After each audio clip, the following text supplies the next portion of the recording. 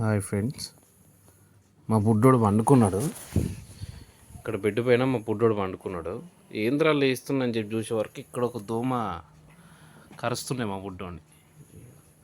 ఇక్కడ ఈ ఏరియాలో ఇక నాకు బాగా కోపం వచ్చింది. ఆ దోమని దొరకబట్టి దాన్ని చంపలేదు.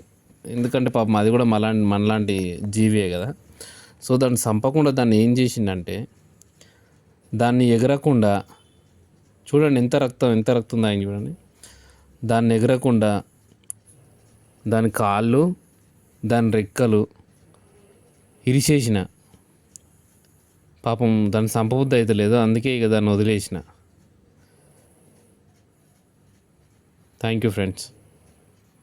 నేను చేసింది తప్పంటారా రైట్ అంటారా నాకు చెప్పండి.